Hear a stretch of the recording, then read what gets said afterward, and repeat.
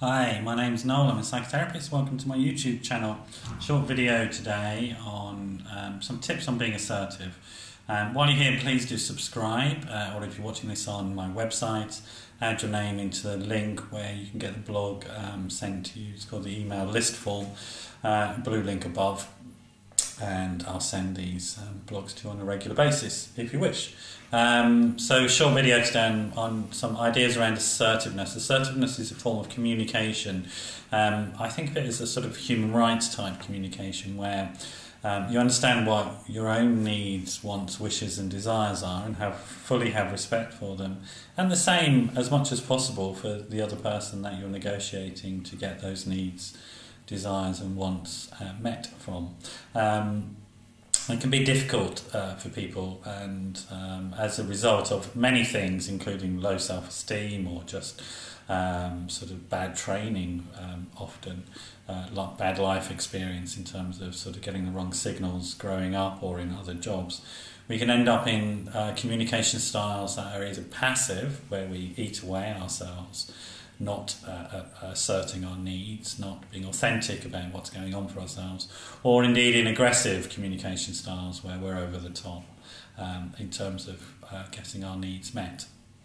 Assertiveness, if you like, is somewhere in between, where we engage in relationship with other people, genuinely engage in relationship with other people, and communicate our needs and get them met, but without having to get into a battle with that person, or without having to manipulate behind the scenes and undermine the other person or the organisation.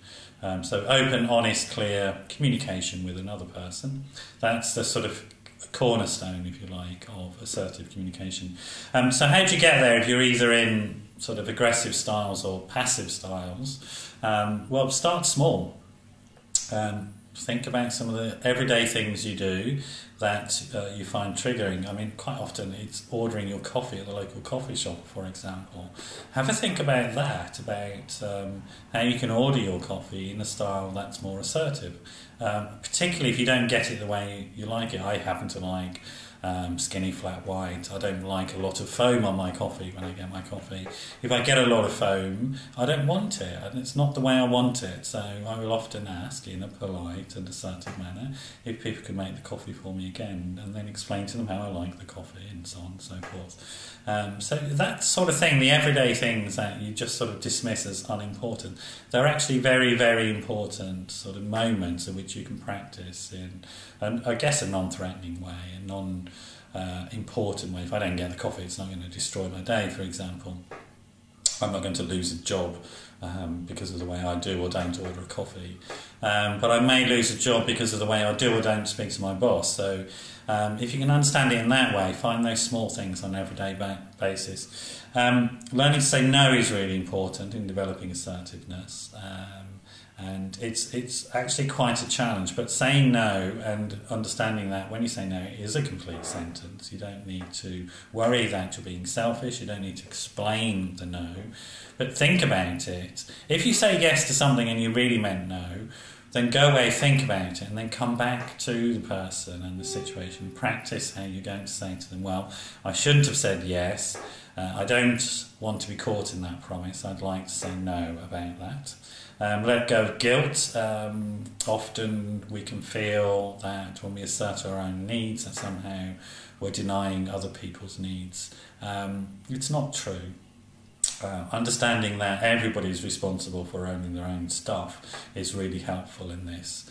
You're not responsible for how somebody else reacts or feels to whatever you say. As long as you're being polite and respectful in your communication.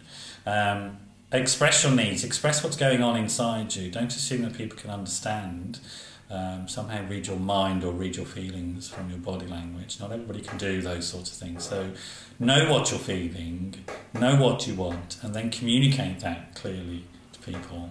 And then go and check out some stuff. There's lots of stuff online.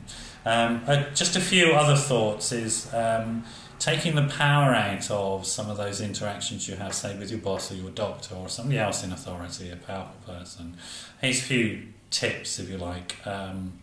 Try inverting the relationship. So imagine that person, your doctor, for example, is your employee. and you want to talk to them about an area of their performance.